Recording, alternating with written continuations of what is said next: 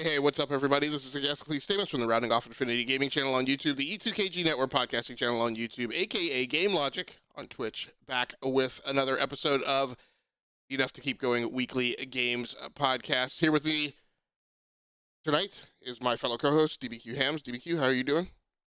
I'm doing well, ready to, this is a time when you would think news stories have started to slow down, but not so much. As we've looked through this week and the last 2 weeks, there's been plenty for us to chew on. So I'm glad to be diving into it tonight with you. Yes, yeah, it's not quite yet the slaughter that last year was, but we'll see how it goes. If you're not familiar with the show format, what we do is we do two formats once every other week.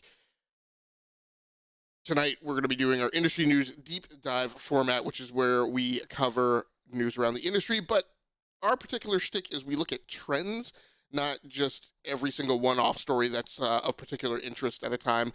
We look at the aggregation of stories and data across the gaming sphere and then determine which of those we want to choose to cover that night. So tonight we're going to be covering Xbox news and EA news, as well as NPD sales numbers as the year kind of winds up.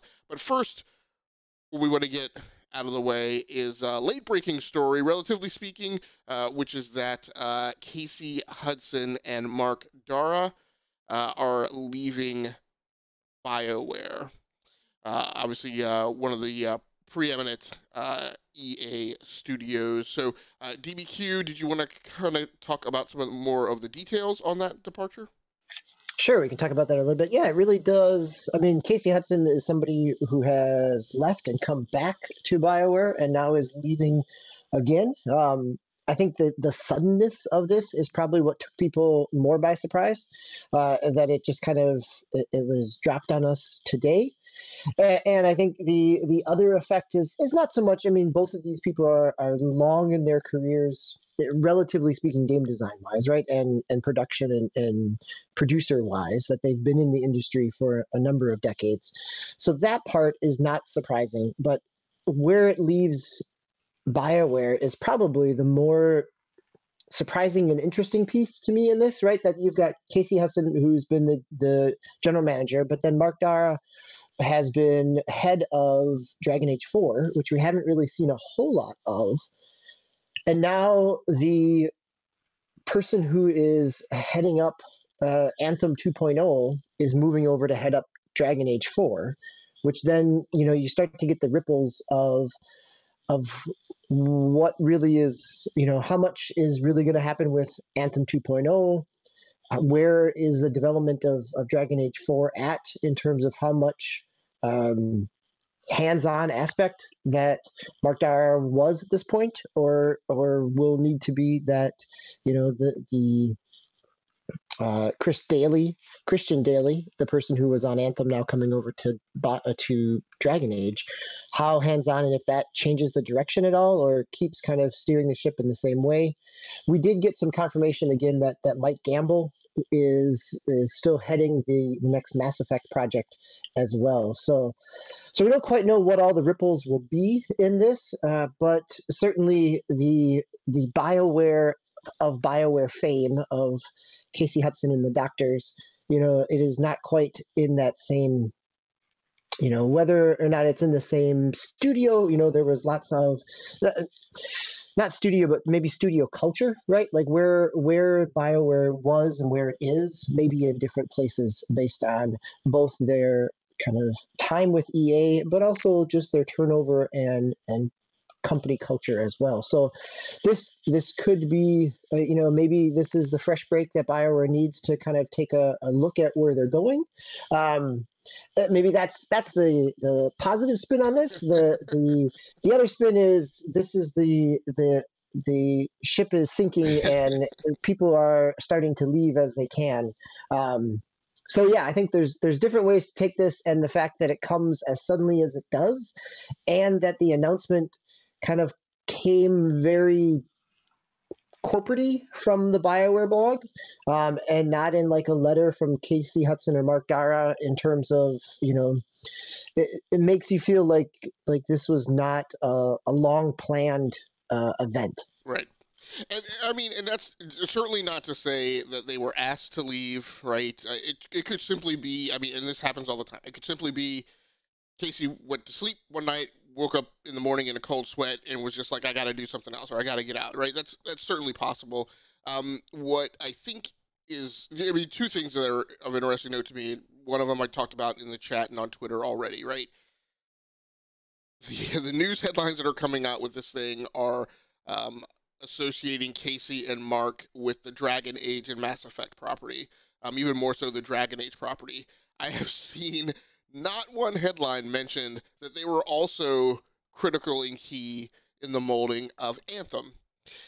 I don't know what that is. Look, it's completely possible that they're just really nice guys and the media loves them. Maybe they've been really open and polite. I mean, this is, I mean, in the Hollywood scene, I would say this is like a Chris Evans kind of thing, or just, you know, somebody who's a media darling that everybody gets along with and is known to be like a really, you know, good person.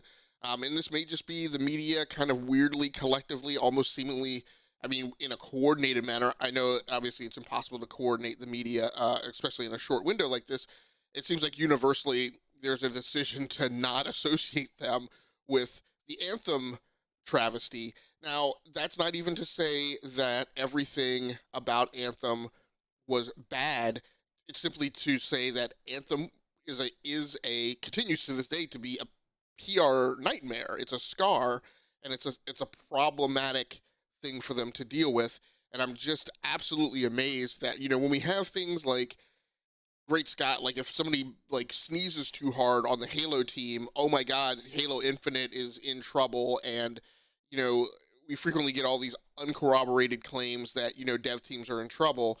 And yet here are two people leaving. I mean, and not just because, again, like I tend to formulate opinions based on trends, not based on singular events. Here are people leaving the studio that has gone through Anthem, you know, which and was preceded by the problems with Mass Effect Andromeda. And so, like, I mean, great. I mean, the media decided to be nice people and treat them well. I mean, that's fine. It's just weird and strange and interesting and very outside the norm and what I would have expected. Yeah, go ahead. See, and I think there's something to that in terms of there is a traditional kind of glow around BioWare as a studio, that there is a lot of people who are, regardless of where they're at within the industry or the games press or just the, you know, YouTube and Twitch and you know, other websites, that there are strong positive memories attached to those properties, and so there is some reverence there. I also think that there's, you know, this is not that different than what it would be is on somebody's retirement or their death, right? You're going to talk about the positive things. You're going to, you know, you're not going to drag their name through the mud about their last, you know, the quarterback who had the one terrible season, maybe in, let's say, Tampa Bay, who had some really great other seasons. You know, you're not going to hold that down with their legacy. But I do think you raise a really good point from a business perspective of where, how much of this is encouragement, how much of this is internal determination, and really what this does. You know, this goes back to my sunny side aspect, is maybe you're right. Maybe after the string of challenges and misdirections and miscues and the stories around Anthem really struggling to find what type of game it was actually going to be, that having some new blood in there might not be a bad thing for the studio in the long run. Yeah, I mean, so obviously the tail of the tape on this will be, as has been the case with people who have claimed that they're retiring and moving on. The tail of the tape will be, do they pop up saying that they're going to work for another studio in like 6 to 12 months, right? Sure, right. Just ask Activision Blizzard, right? As the as they developed their own studio. Yeah. No, it's just really strange to me too, from a professional standpoint, that like if you're Casey and Anthem comes out the way it is, don't you want to stick around to get that thing turned around, right? And even to the point where there's like a professional feeling that like, oh no, it has turned around, it's well on its way, it's on a great trajectory. I don't know that Anthem has achieved that yet, and so it's a weird final note to exit the stage on. And as you mentioned, and this is my second point, it leaves the studio in in a place that I don't know is really great in the development cycle with regards to Dragon Age 4. It's not like a point where, a point where there hasn't been a lot formulated from a creative standpoint, or where they're transitioning from kind of pre-production in, maybe even past, initial prototype development into, the long-term development chain. That's a reasonable place for a person to transition out. Or when tons of the creative work have already been done and they're really just in the polish, and it's really much more of production and testing and QA. That also I can see. Like, we've seen people depart and people flip out, and we're like, no, look, they're just polishing, right, and wrapping up things up now. So it doesn't feel planned. It creates an environment where there's a ton of shuffling going around that just seems not part of a pattern of, like, if there had been like regimented succession planning. I think the most interesting thing that I'd want to see out of this is, I personally feel that the BioWare Austin guys are, have salty and proven chops that are not as fully appreciated within the BioWare framework, and I'm very interested to see if they kind of become, particularly as more games become games as a service and living games, and that seems to be that team's forte, versus the one and done, single thread narrative, and a couple expansion packs that the Canada guys have been. I'm very curious to see if there's kind of a shifting moment of gravity as these guys exit out. Right, this is the BioWare Austin team. This is the this is the Old Republic team, the Star Wars MMO that has been still churning out content a good 8 years later. Right. And now the Anthem team. Yeah, right. And now they're the lead on Anthem, or they were until this point. But even Christian Daly, and this is from a Paul Tassi article from Forbes that says, that Christian Daly talks about him stepping forward into Dragon Age and feeling confident about the people behind at BioWare Austin to take over and continue the work on Anthem. So yes, I mean, for BioWare Austin, which was, as you said, not very revered and kind of the black sheep of the BioWare, sibling rivalry, that now they become the mature senior ones and have some more leadership roles. So it'll be interesting to see what that does for the direction. Yeah, absolutely. And look, I also just want to, convey to anybody who's listening, right? So this is not by any means, me saying that, oh no, they should be dragged through the mud, or they should be impugned, or they should be held accountable. Obviously, I and DBQ as well, wish, Hudson and Dara the best. I mean, if this is a weird exit, right, I would, me as a software developer, I would hope for Casey Hudson that he would go somewhere else and exercise this beast, right, and do something new that more so puts a great stamp on the end of his legacy, than for him to depart the stage being associated with Anthem, even though the media isn't playing it that way. And you're absolutely right. There's probably something to be said about the fact that, it's the announcement is that they're retiring, which puts a certain gravitas around it that is different from somebody just departing, with you assuming that they're going on to continue their career somewhere else. Hey, speaking of BioWare, a lot of those games and a lot of people's memories are associated with them playing those titles on the Xbox back in the days of the Xbox 360 and progressing on to the Xbox One. So let's talk a little bit about Xbox news. Xbox has been in the news. Of course, PlayStation has as well. But I gotta say, from a news trend perspective, I would contend that most of the new information, and maybe even the positive information of, like, things that are not old hat and things that we're trying and things that are new, have more so been on the Xbox side. So that's where we're going to concentrate tonight. Again, not to say... Yeah, right. I mean, we're kind of skipping over the make sure you unplug your external hard drive if you're going to play Spider-Man PlayStation news. So right, and that's not by any means to say that all the PlayStation news has been negative. The PlayStation news has been good as well. It's just that, you know, I mean, they're not changing or altering anything that they've been doing formulaically before. It's still the same thing. Again, not to say that that's bad, but there's just not a lot of news around that. So first thing we want to cover, maybe not to the letter of these articles, but just in their spirit and intent, is that, you know, reception around the industry has been fairly decent for the Xbox Series S, which is a positive thing, right? It's not being treated as kind of the lower powered, you know, ugly stepchild.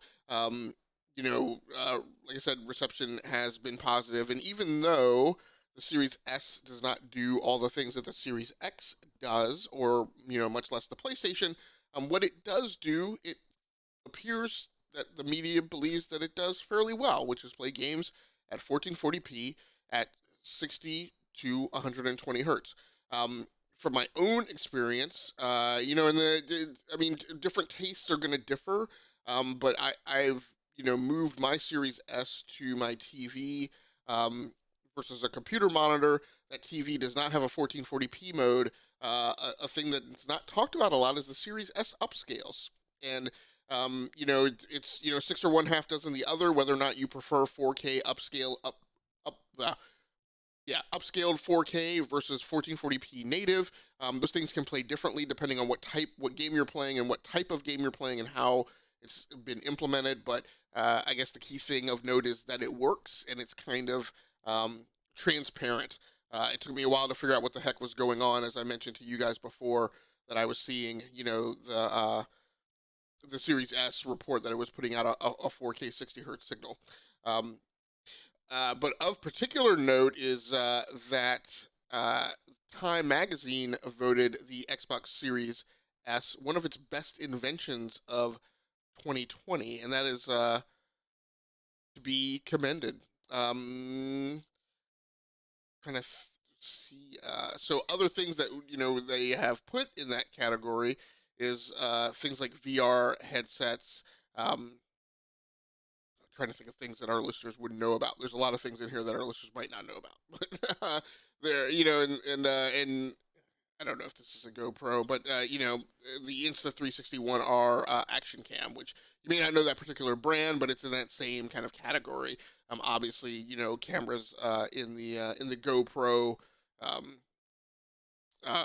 you know, corner of that industry have been doing incredibly well, and so that was one of the standouts that was noted. Well, it's nice to see it get some recognition because it is trying to do something a little bit different, right? It is, you know, for all the graphical comparison conversations that are going on about the performance of the PlayStation 5 and the Series X and the potential screen tearing in some third-party games and patches, you know, that the Series S is kind of, like you said, just kind of quietly doing its thing and doing it well. And the fact that it is trying to do something different is a reason to keep an eye on it, right? Like, just because it's doing something different, it's a good thing to celebrate, but it also doesn't mean it's going to be successful in the long run, right? Like, so it's good to see Microsoft kind of try this kind of sidestep in terms of things and power, but I mean, in terms of graphical power, but like you said, in terms of performance, you're still getting the, you know, and that's like some of the reviews that are saying, you know, that you still get the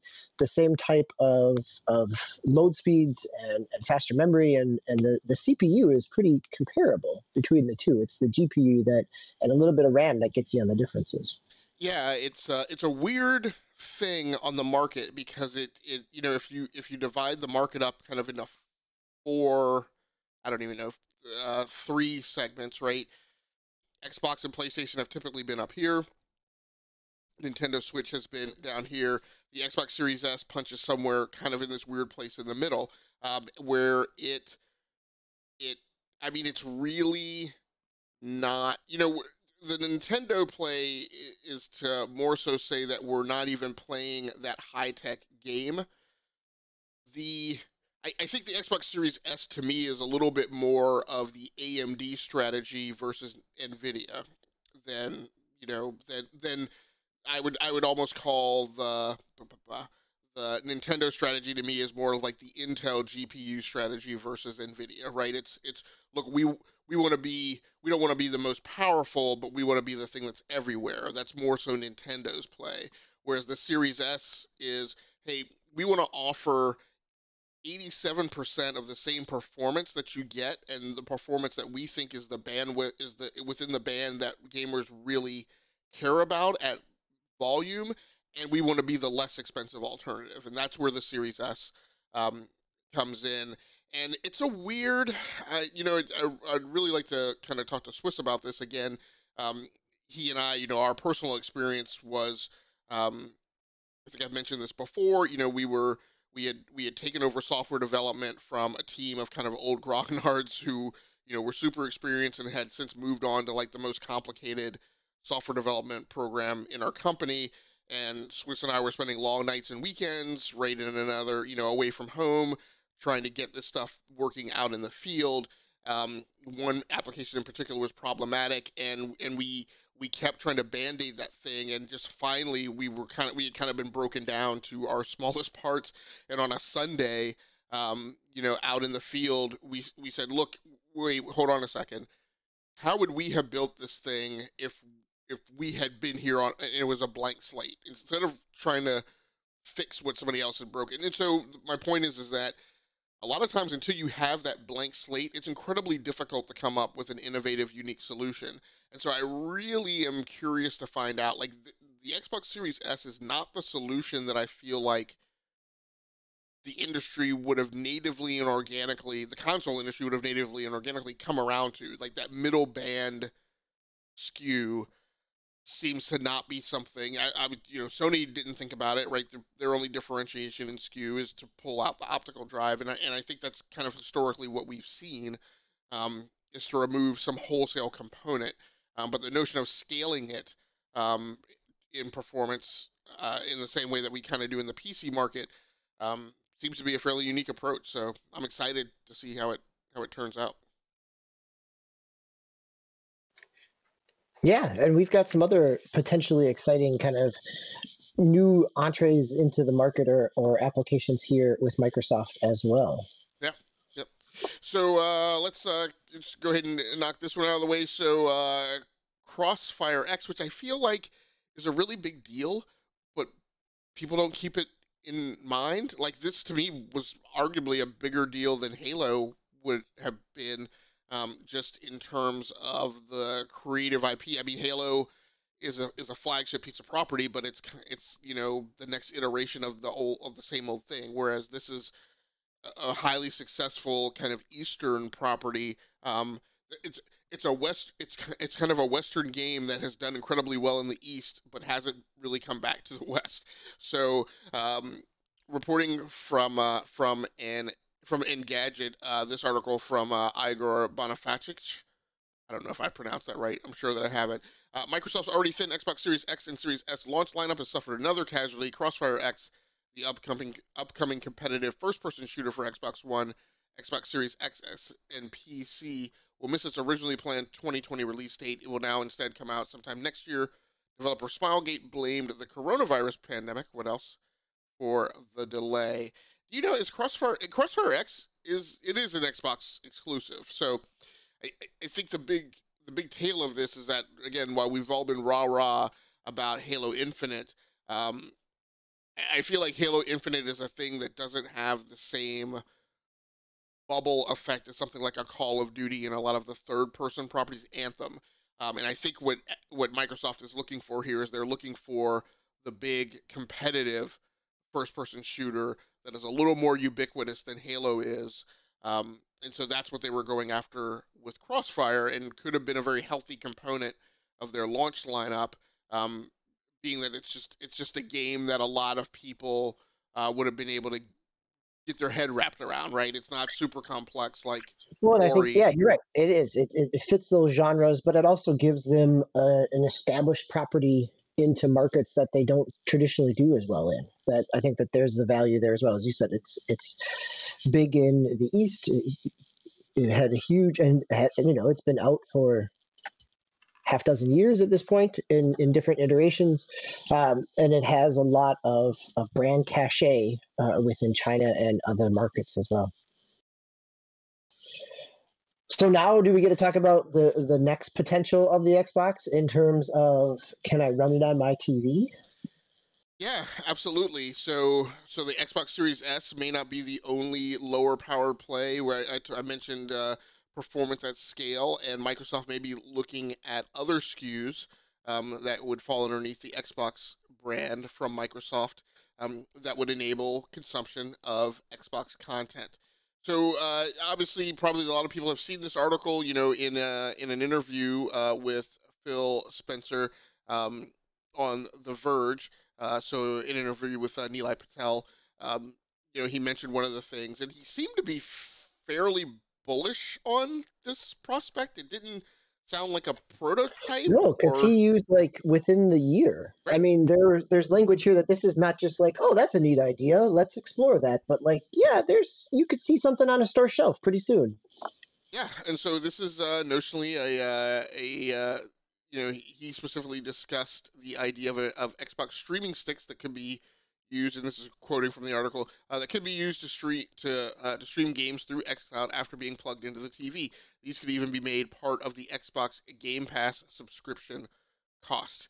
Right, so these things obviously have become fairly ubiquitous across the industry. They're incredibly low cost. They cost nothing. They scale all of, from TV stick that's capable of doing 4K all the way up to a full-blown PC in a streaming stick. Again, those sizes vary, but we have seen a full-blown Intel PC inside a streaming stick. I think Lenovo or inside a stick. I think Lenovo also makes a stick PC. That all being said, and is Luna also a stick? So Luna can play on your Fire TV, which is usually a Fire Stick, right? But it also runs on Fire TV, like that has it built in, like the Fire Cube TV would. Or no, just like, I mean, I've played Luna on a 32-inch. It's got a built-in Kindle. Oh, It's got the built-in Fire in it. So gotcha. I basically, yeah. So it has the potential to run on sticks, on PC platforms, and on TVs as well. So, but yeah, I think that that to me is my kind of reference point here of playing around with Luna for the last few weeks, that being able to have my Xbox, or at least some of my Xbox games, right? Like maybe it's not the best for big games or for Twitch shooters, but for a strategy game, it could be a great way to fire it up in a totally different room of my house or a variety of other places. So my question for you is, we talked about, I've actually been engaged in a couple conversations this week with friends on Twitter who are now starting to look at Stadia, and Jomo Senpai, who I associate with every once in a while, was asking some questions, and really it had never occurred to him. He was looking at it as a, hardware alternative solution inside his own home. And I mentioned, well, I could play it here. I do play it here at home as a hardware alternative, but the reason why I really maintain it is to handle when I'm not here, right? Like when I'm here, I have heavy metal PCs and my PlayStation 5 I can play on. I don't need it, but, I don't want to lug those things, or a 15-pound gaming laptop, right, on travel. He was like, oh, I hadn't really actually thought about that application. So this could obviously meet that use case. Is this something like, so you'll eventually have your Series X at home, right? And even now you have your One X, right? Is this something that would interest you? Taking the Xbox brand along with you kind of in your pocket? Yeah, I think so. I mean, in some ways, just the curiosity to see how it works, but also the use case of, so I'm in a home with multiple video game players, and at least for now. And so there are times when the TV with the consoles on is used, and the computer that has a 2060 on it is used. And so, so then the Switch becomes a nice alternative. Or having the ability to throw the Xbox stick into one of the other TVs in the house becomes a great alternative.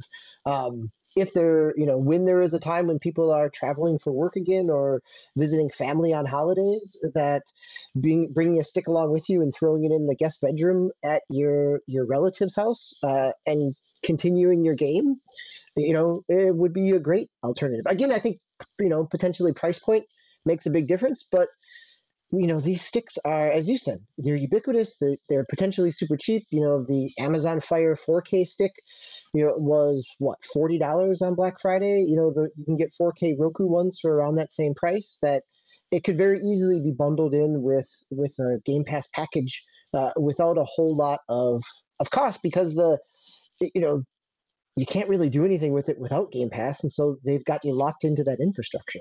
So yeah, I mean, I think in some ways that yes, this would be something that would be interesting. Whether it becomes anybody's primary way that they interface with things, I don't know, but I would bet that there are people, and there will be people who are not able to afford one of the new generation of consoles, and that this gives them a way to stay connected with those people, their friends list that could. It could be people who that they may not have the time to devote to gaming in a big way and to invest that money, and so this becomes a low cost alternative, right? Like at some point, under $50 is a stocking stuffer for a gaming device. Yeah, or like we often talk about people in the media. So if you own a PlayStation 5, or and actually I would really like to see again we're gonna talk a little bit here about how Phil Spencer also railed against the console wars as we do. Rather than a bunch of silly fighting on the internet about which console is better, why don't you buy your PlayStation 5 and then get a thumbstick, so that if you do want to play an Xbox exclusive, you can, and you don't have to sink a bunch of money into doing that either. It'd be fairly interesting. These things have very nearly gotten to the point where they're given away so frequently with other products that they're very nearly at that point that thumb drives are at, where they're kind of just given away at trade show booths, on a keychain. So it's interesting. I don't know that I would personally be interested in doing it.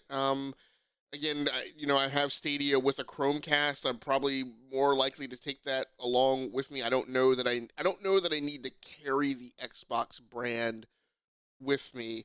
And if I do need to, I could do that on my phone. And take along a controller. In a particular note, I won't comment too much about it because it's, from a veracity perspective, it's still very unclear and it's an unknown. But obviously, there have been rumors as to whether or not Sony will come back out with a PlayStation Portable 5G. And when I think about, again, I have always wanted a Microsoft handheld. I would. That is the way that I would like to carry the brand with me. And so, when I think about a thumb drive versus a handheld, I'm like, no, I'd like the handheld because while carrying a thumb drive is a solution, it still makes you dependent upon a screen and bandwidth. And I just feel like having something entirely self-contained would be a preferable approach for me, at least. On to the next article. Xbox experimenting with how it pays studios for Game Pass because we don't think we have it figured out. This is an article posted over on Game Industry Biz. Again, from that same article. And this is one of those interviews with Nilay Patel that just yielded like 15 different, standalone news stories that various outlets focused on and pulled apart. Xbox boss, and I'm quoting from the article here on Game Industry Biz by James Batchelor. Xbox boss Phil Spencer has given a rare insight into how the business model of Xbox Game Pass works for developers. In an interview with The Verge, the exec said the subscription service originally paid studios based on the usage of their game, but deals have now varied to the point where they're all over the place. And again, won't get into the particulars, but one of the things that were strongly suspected is that at least originally and still to this day, some of how devs are paid are built around kind of like a streaming music model, like a Spotify model, where it's the more people play your game for a longer amount of time. And this is again is kind of similar to the way we do cloud pricing, where the unit is at the minute or hour level, and it's incredibly small, and the cost is cents on the dollar. But what you look at is how all of that's aggregated, and that's how you wind up getting paid. And so, part of that model was, developers, publishers were paid for based on how much their game was played. But now, Spencer mentions that all types of other things are in there where there's a fixed cost minimum, but then there's some metered return, but your meter may not be as may not be scaled as high, like per minute, as another developer who doesn't have a fixed floor minimum. So I don't know that there's anything like super unique in here. I mean, these things are unique to the gaming industry, but in other areas of IT services, enterprise services, cloud services, it's not anything new. So was there anything in here particularly of note that you thought was impactful from a gaming industry perspective?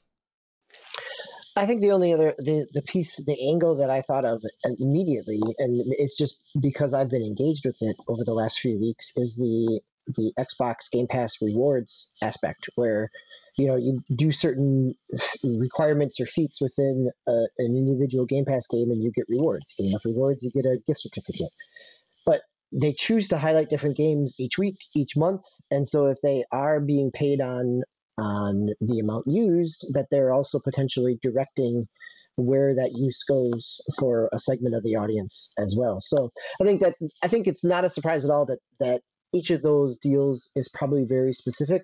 I would think bigger titles, bigger publishers versus smaller indie stuff that's trying to get eyeballs on it, it would make sense that those deals are going to be. This is not a 1% fits all Steam, Apple, Epic Store type of model. Yeah, and I think that's the really key thing to note. Well, I think I would worry, and I think a little of the optic on this is from people outside the bubble who read this thing or hear about this thing. They take away from it the perspective that Xbox is struggling to come up with a pricing model, and that the subscription, this is proof of the failure of the subscription model, and you don't own anything, and like it's silly, and that shouldn't be the way. Like, no, I think what this is, and to me the threat that it presents, is that, and again, this is kind of like the framework of how you price hosted services and deal with customers in a cloud environment, is you have multiple pricing approaches, right? And so anybody who comes in and has a complaint or a criticism of a particular vehicle, you go, no problem, I'll put you on a different plan, right? You can tailor it and you can customize it.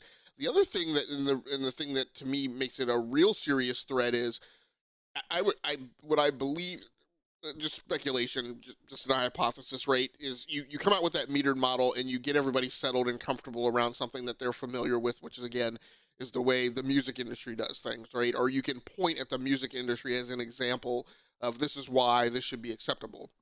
Then Epic comes along and does a thing that's very similar to this, but in a licensing perspective, right? Not a service perspective. And they tell developers, hey, we're going to pay you a flat fee, and then we're going to give you a cut on a percentage of each unit sale thereafter. So then when developers come in to approach Game Pass, they go, oh, well, hold on a second. Epic's giving me a fixed flat fee, and that's a better deal. So you come up with another pricing model, and you go, no problem, I'll offer you the same, and then on top of that, I'll then merge that flat fee floor with my approach, which is metering your revenue based on consumption. And so I feel like what this is doing is it's coming up with a multi-vectored pricing model, cost model, that basically allows them to, anytime somebody who's a competitor in Amazon or a Google or whatever comes up with some pricing model that is a threat to them, they go, no problem, we can just tailor and customize and package it however we want to contend with any market threat, that presents itself. Yeah, I think that's an asset, right? Is that it doesn't lock them into one specific approach, or that it provides them, the ability to wiggle around in in a constructive, positive way to make sure that they can be nimble rather than wiggle. How about that? Nimble in the marketplace is a better business-like analogy there. And so the last thing that I'll mention with regards to Xbox news, so that we can move on to the EA stuff, is Sea of Thieves is ditching monthly updates in favor of season and a battle pass. And I won't get into the specifics of this because it's kind of plainly obvious based on the title of the news stories.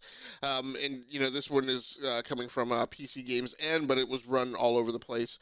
But what's interesting is just we're in this thing of where just the industry is just sloshing back and forth over, people don't want to pay a fixed subscription for months, so we went to the season pass. And now season pass has hit its apogee and is of a period of time of being in the zeitgeist and being in vogue. And so, we're ditching season passes and whatnot very frequently for going back to a subscription model, right? Like Call of Duty is considering and like Fortnite is doing. And then you have some others who have been kind of microtransactioning people to death and didn't have season passes who are still getting on board that train. So it's just creating like a very interesting layer of different mechanisms out in the market.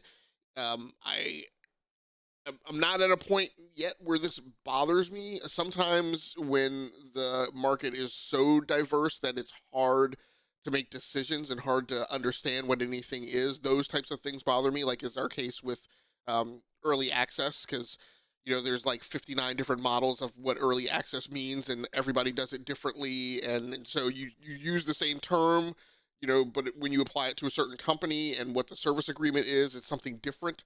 And so customers get confused. I'm not yet at the stage with this, but it is kind of interesting, almost funny that, different services and different games as a service are shifting around to these different models. Any thoughts on what Sea of Thieves is doing? No, I think it seems reasonable that they're trying to adapt with the marketplace, trying to find a different model.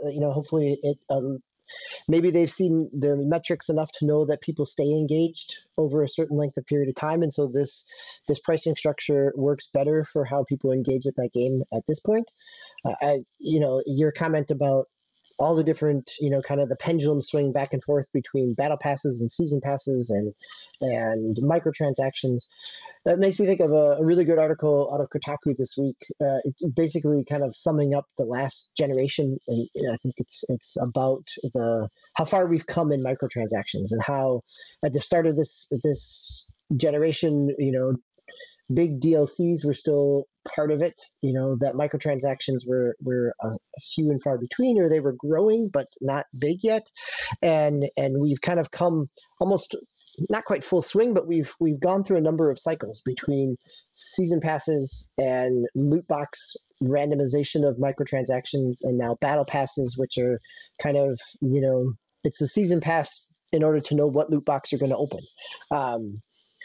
Which is, really interesting and ties in nicely with our next couple of EA stories in terms of FIFA and EA's profits and revenue around their Ultimate Team packaging, which is very much loot box based and randomized or quote unquote randomized, which we'll get to as well. So EA has been coming under fire for the past year or so in the UK and in Europe, in the European Union, around microtransactions and gambling and needing to put additional restrictions on. And one of the things that they did, and this is out of an article from MCV, which is out of the UK, which notes that in their most recent, in the FIFA 21 update, that they've added in what they're calling playtime tools, which allow users, parents, to monitor the amount of time and money spent engaging with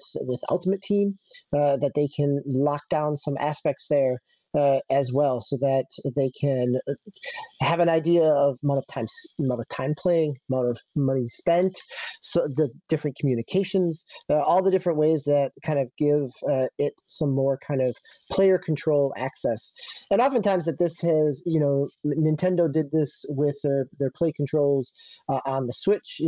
Both consoles from the last generation, PS4 and Xbox One, had parental controls at a system system level, but this is going even further to put some parental controls or the ability for them at a game level. So this ties kind of nicely in with another news story that is coming out of over in California, where we've got EA being sued for kind of not necessarily, but for fixing their game, right? For playing the odds, for odds fixing, and for manufacturing the difficulty to make Ultimate Team more difficult, or generating, because it is randomly generated, that there are, it's the potential of their ability to tweak stats and make certain players or certain statistics or positions under lower stats in order to incentivize spending. So the suit alleges that EA is using artificial intelligence technology. Again, this is on Game Rant, that is using something, artificial intelligence technology called dynamic difficulty adjustments and adaptive difficulty in real time to adjust the game. That if you're playing in Ultimate Team, that you could have, and there's been comments in the Madden,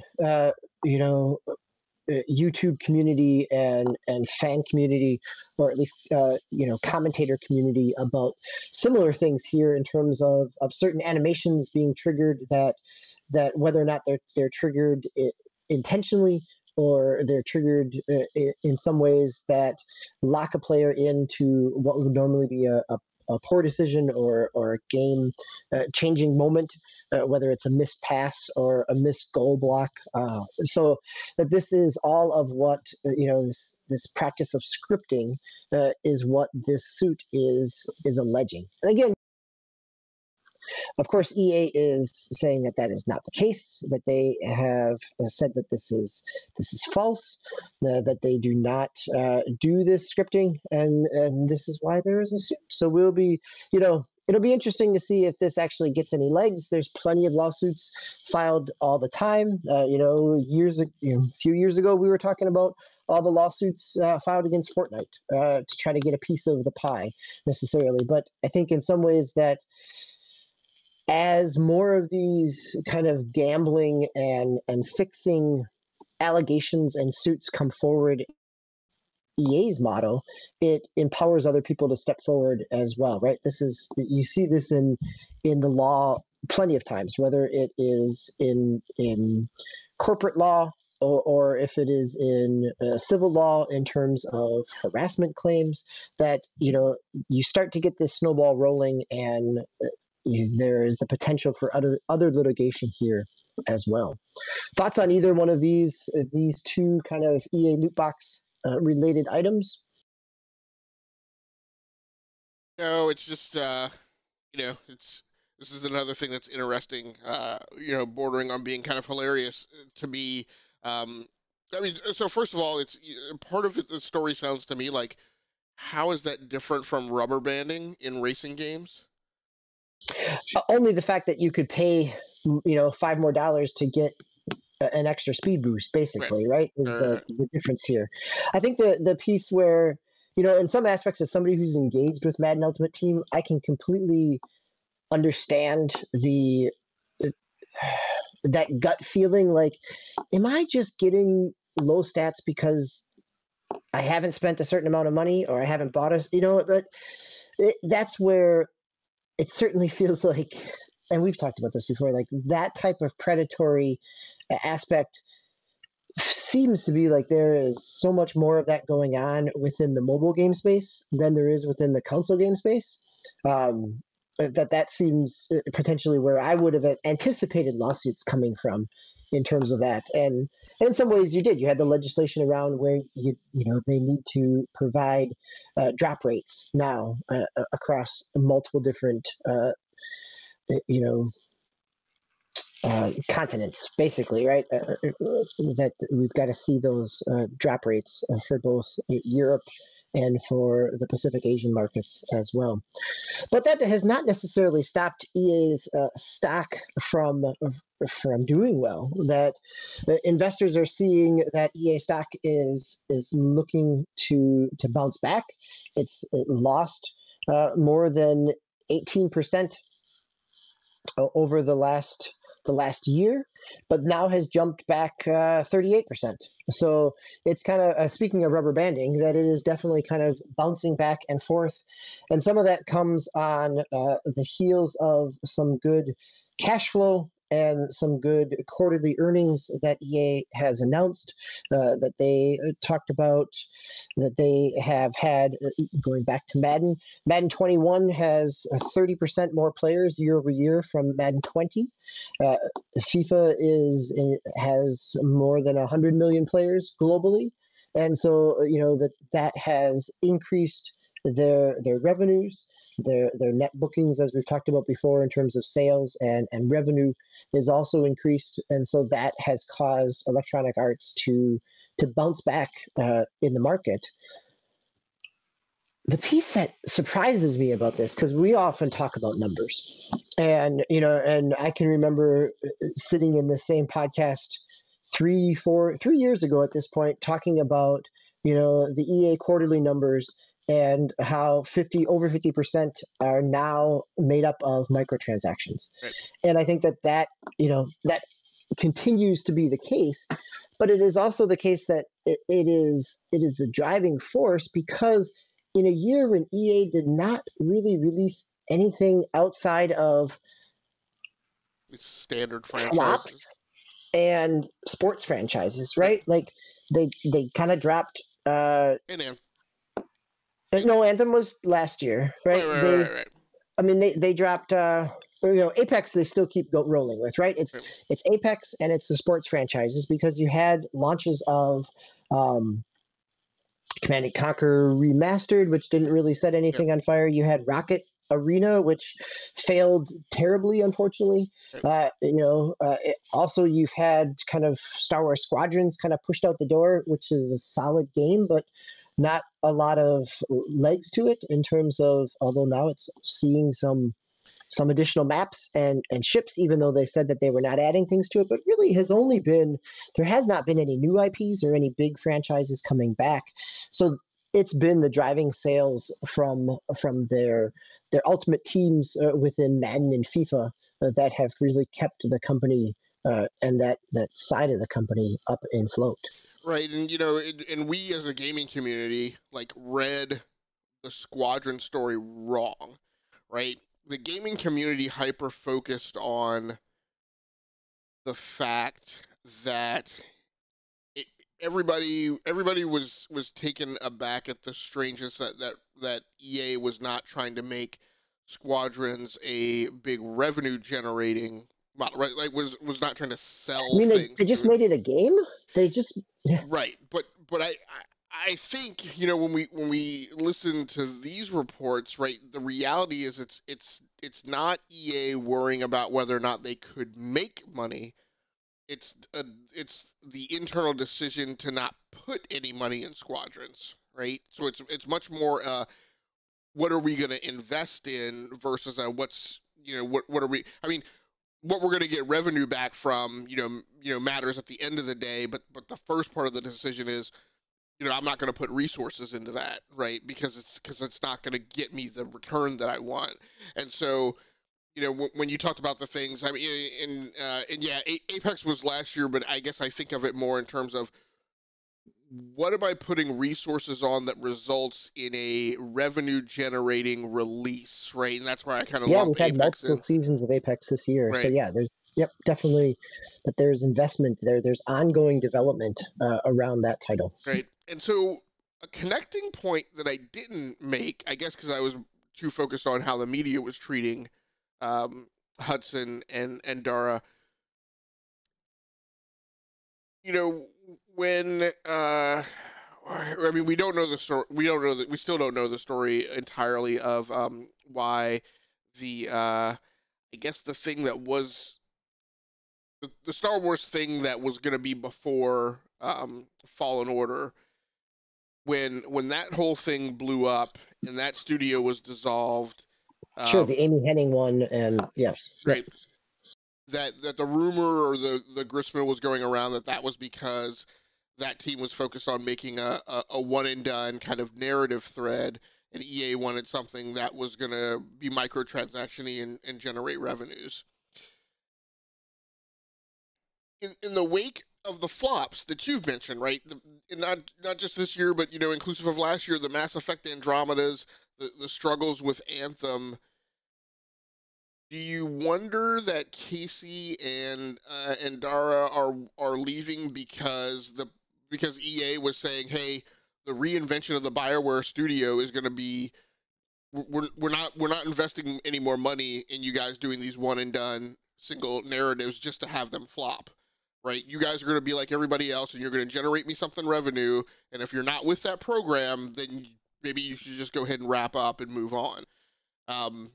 And so I wonder if, what we're about to see is a BioWare that has a different design play, right, in what they're packaging, because it's going to get caught up in the EA desire to generate revenue.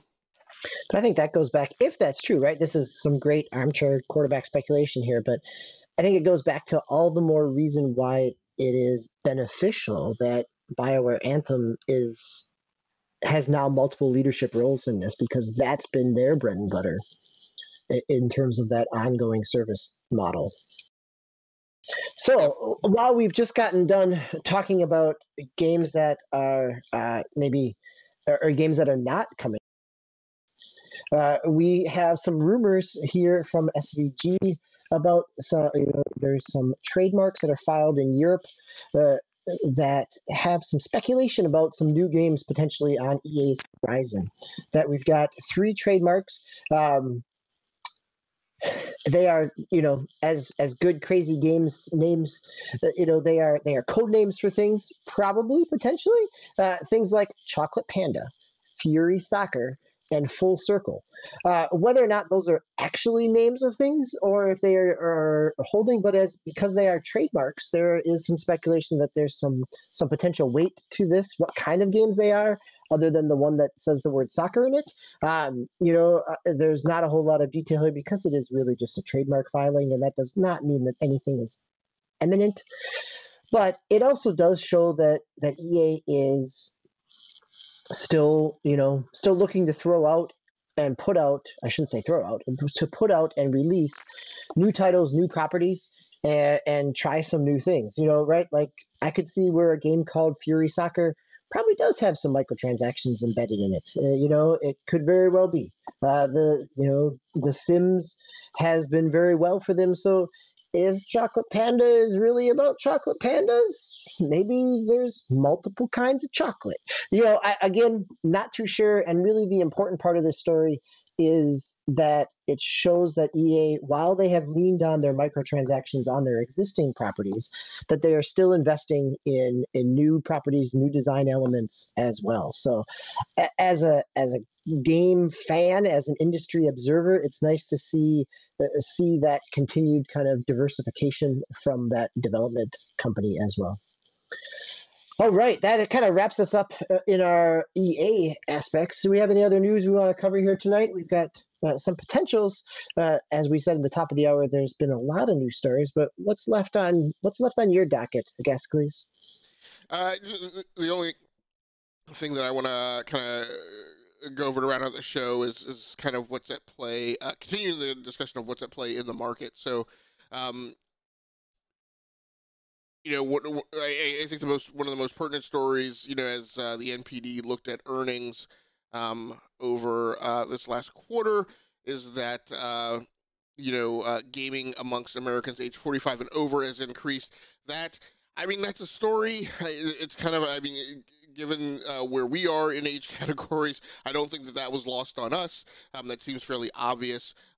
Look, this is just a matter of, it's 2 things, right? It's people who have grown up with these things are now getting into older demographics, and they're continuing that gaming trend. I think that's an important thing to recognize, that it is, all these thoughts that it was going to be trendy or that it was eventually going to fall off are not proving out true. Part of that is with the quite honestly, the acceptance within society of gaming as a thing that's not just for children anymore, and just that continuing fan out of people who are more aware of it as an entertainment medium. Again, I've always personally contended that I think it's a more advanced entertainment medium than television or movies. Like, and I love great television and I love great movies. But at the end of the day, the thing that exercises my brain in the evenings, instead of just having images transmitted to me, is gaming.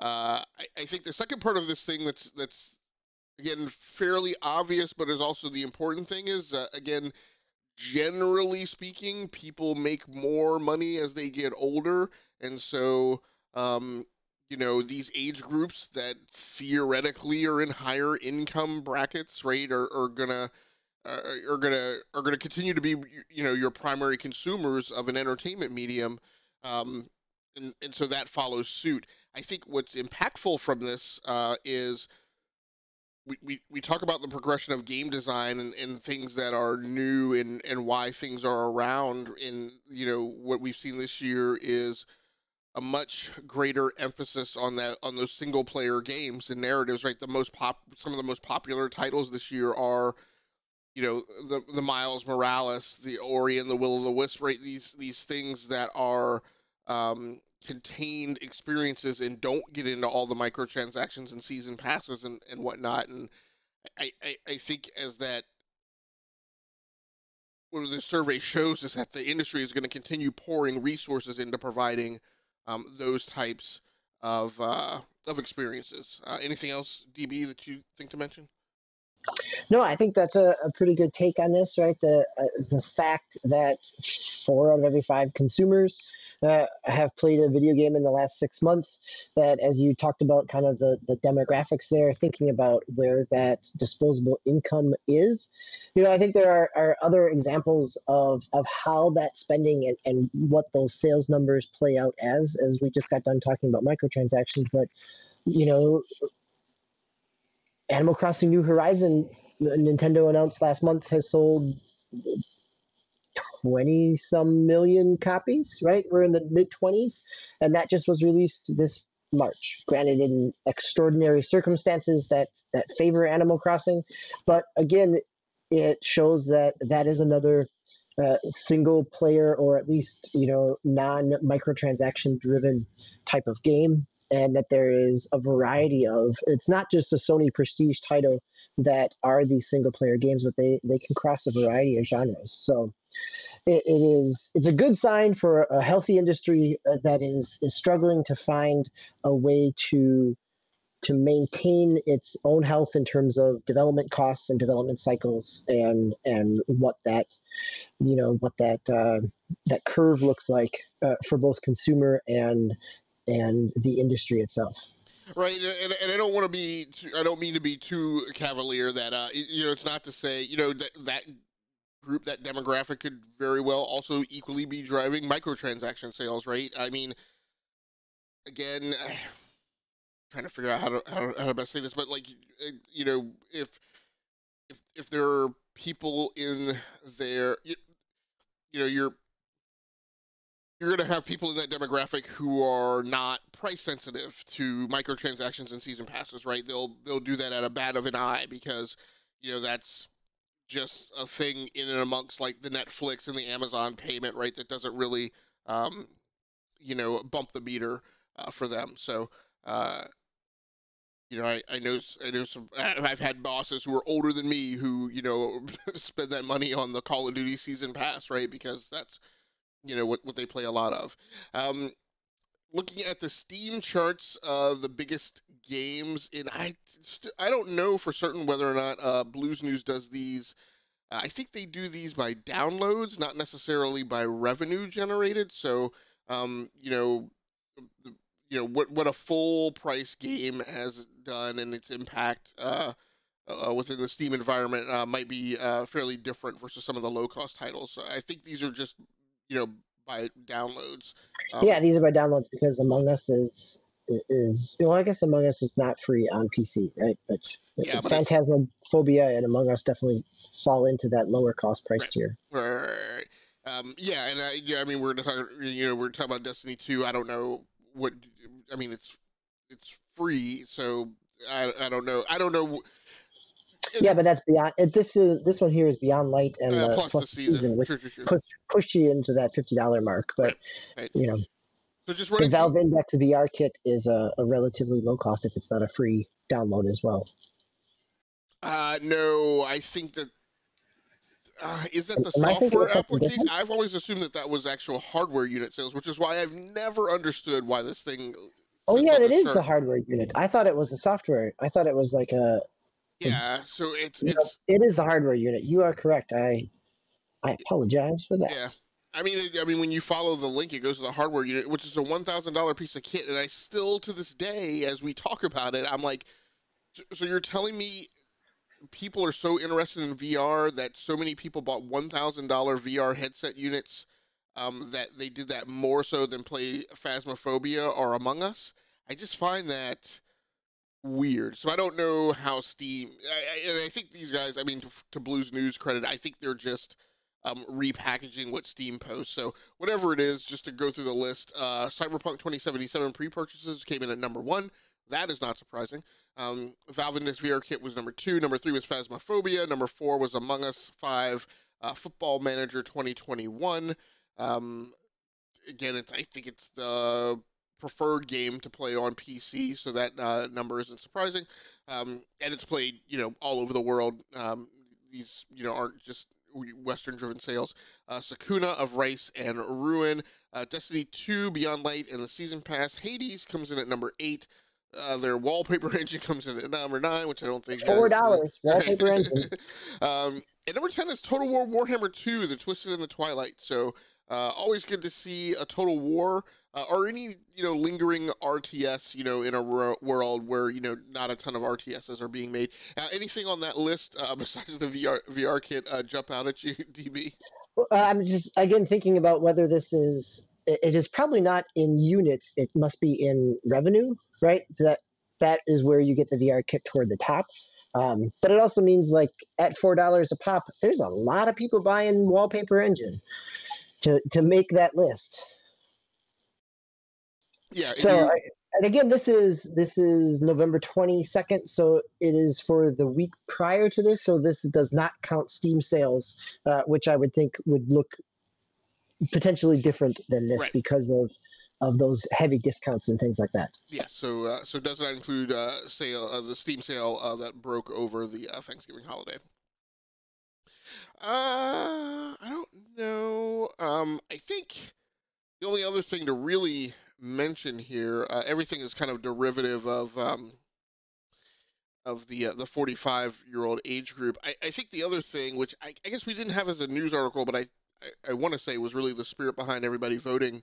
Cover the MPD numbers is obviously console numbers also recently dropped and became available, showing that the PlayStation 5 was the big winner for the month of November, followed by the Nintendo Switch, followed by the Xbox Series S and X, but we don't know because Microsoft doesn't release sales numbers of units sold. So, the Nintendo Switch continues to be a big winner.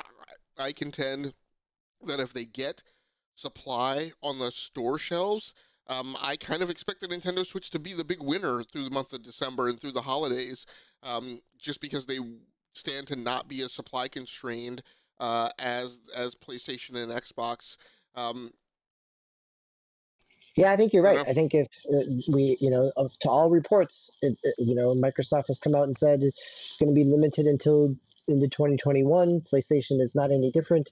That if Nintendo cannot be supply even as supply constrained, the fact that there is a console available to purchase when somebody goes either into a store or into a shopping cart and it says add to cart and not sold out or waiting list is going to make a big difference. Yeah, and when you look at again, the world we're in, the pandemic, people staying at home, you've got kids, who are in virtual classes. It's always a problem to do the icky shuffle between, the kids got to be in class, but you got to be in a meeting. What typically goes into this conversation amongst gamers is that people often forget about the Nintendo Switch Lite, which is that a 199 SKU? Yep, 199 price point. Yep, and actually, recently you could pick it up refurbished on Nintendo's site for 170. Yeah. So, again, I mean, if the Xbox Series X, has the potential to be a winner over the life cycle, as the lower cost, I guess, kind of what I would call the high power bracket unit, then the combination of the Nintendo Switch and the Nintendo Switch Lite could benefit as well. So it'll be interesting. I myself have thought about, I guess there have been some hardware improvements in the SKU. I think better battery life. It has, I think, a faster or more efficient processor. That's a little bit, just barely on the processor Yeah. piece. Definitely more battery life. You get an actual D-pad. It had a little bit of better performance, but not anything noticeable that would cause it to be a big chip, Right. an evolution in it. But like you said, it's you go to a store. It's that knock-on effect of you go to a digital storefront. You're going to look for a console. You can't buy a Series XS or PlayStation 5. This Nintendo thing is sitting around. It's $299. It's handheld. It removes dependencies on a display. You're stuck at home. Again, you start going through that thought process of, well, maybe this is my get by unit, right? Until supply is fully stocked and flushed out for the other devices. So that is pretty much all that I had that we needed to go over. DBQ. Anything else you want to get into? I just want to make a quick drop since we've been talking about the game industry and games journalists or reverence for BioWare and history. That today Story Bundle dropped a huge greatest hits game bundle of 95 titles that go through a number of, you get number of industry analysis. You get some classic titles. You get a number of Hardcore Gamer, which comes out of UK. You get just a accumulation of all their previous book bundles. But if anybody out there has an interest in games history, game design, or kind of the behind the scenes, the postmortems of different games, this bundle covers a little bit of all of it, and I think it's if you pay $30, you get all 95 titles. So it ties thematically in with our night. And as somebody who has purchased some of these bundles before, they are a lot of good reads and good writers in here as well. Very cool. So I almost forgot that we also play games in addition to talk about them. So let's talk about the upcoming Pix Plays assignment, the final one. It's not the final one of the year. It's probably our second to last one. I think we'll have one that carries us over the holiday break. We won't report out on it. Yeah, we'll have another one over the holiday break. We'll give ourselves some holiday homework, of course. Right. Yeah, because we'll report out on this one next week, and then we'll have a new one that is in that agenda. So next Pix Plays, this is it. We are closing in on the end of the year. I think this is actually a one authored by DBQ himself. This is it. We are closing in on the end of the year. Now is the time to look back on this year of gaming and see if you missed anything. What do you need to go back to? What got buried or overlooked? Is there a critical hit that you need to give a second chance? So this one was pretty interesting. I thought that I was going to wind up abstaining from this. I didn't know that there was a lot that I needed to go back and hit. And on top of that, the new consoles are out. So I'm, starting to turn that corner already kind of into 2021. DBQ will be playing Half-Life Alyx, which is excellent. What are you going to be playing that on? Do you have an Oculus Rift? Yes, my son has a Rift. Yes. Okay. All right. Awesome. Prime is going to go back and play Yakuza 0, which is an excellent choice. Came out on Game Pass this year. I don't know if Yakuza 0 is still on Game Pass, actually. So I don't know if he may have bought it. So either way, it'll be interesting. Yakuza obviously is now a really big, I would claim it's a linchpin kind of property, quickly becoming so on the Xbox platform. now that it has finally been ported over. I So think it's certainly a staple for Sega. Yep. That's for sure. Yep. Yep. Swiss is going to be playing Paper Mario, the Origami King. So that is going to be excellent. I don't know that anybody, you played that as well this year? I know I didn't. Yes, both Prime and I played some of that this year. All right. Yeah, but it's good that Swiss is going back and visiting it. Yeah, I don't know that any of us sunk. I didn't play it at all. I don't know that you guys sunk a ton of time into it in comparison to some other titles. So that'll be a good one. Look, E2KG is not the same as the VGAs, so I guess we don't have the mythical cutoff at the end of sometime in the month of November on what is a title for this year. So even though it was a late November release, I think November 17th about, maybe later, maybe earlier, November 12th. In fact, I think it was November 12th because it was launch day for the PlayStation 5. Annapurna Interactive came out with a little game called The Pathless, which I think I'm starting to feel kind of has a similar vibe to Ori and the Will of the Wisps, just in terms of being a 3D action platformer with some advanced graphics. That's what I'm going to be playing for this Plays assignment, since, again, I didn't have to follow any mythical cutoff in the middle of the month. Well, speaking of mythical cutoffs, we get another big title here before our next show. We'll end up with the launch of before our right after on our next show on the 10th is Cyberpunk. Right. So yes, I don't know that any of us will have a chance to sink our teeth into that yet, but certainly it is maybe related to somebody's gaming homework over the holiday break. Yes. So next week will be a GX show. Look, I don't know exactly how that thing is going to go down. It is supposed to be hosted by SwissGuard with DBQ and myself as co-hosts. Prime might be sitting in as well since he was not able to make tonight. So it may be all 4 co-hosts on the show for the final 2 shows of the year.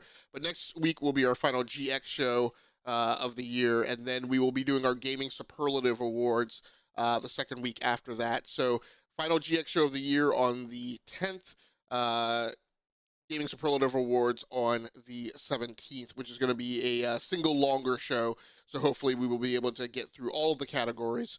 We may have to trim some fat in terms of categories that we have historically gone after, but we hopefully will package that all up into one show and round out the year. And then at the beginning of the year, we're going to come back and immediately do our year in review in order for that beast to not linger on into late January, February, which it has done sometimes, and has made it difficult, quite honestly, when the year has gotten, has been charged with a lightning rod of news. It doesn't always happen, but it has happened in the last few years that sometimes there's a ton of gaming news right at the beginning of the year, and we wind up being caught with the rug kind of pulled out from under us because we still have to do that big unwieldy show. So we'll try and get those things knocked out right away, and then just go ahead and slide right into 2021 gaming. So with that, that's going to wrap it up for this episode. This has been episode number 171 for the 3rd of December. This has been our industry news deep dive. We've discussed a lot of the trends around the gaming news. For those who joined in on the live stream, I appreciate you. For anybody out there watching the archive version of this on the E2KG Network YouTube channel, we appreciate you as well. Please feel free to like the video and subscribe to the channel so you can just receive a notification whenever we post new content. Until next time, take care of yourselves. Stay safe out there. Play the games that you like and stream the games that you love. On behalf of myself, DBqHams, the E2KG Network, that's going to do it for us. Until next time, good night, good luck, and good gaming. That's going to do it. We're out of here.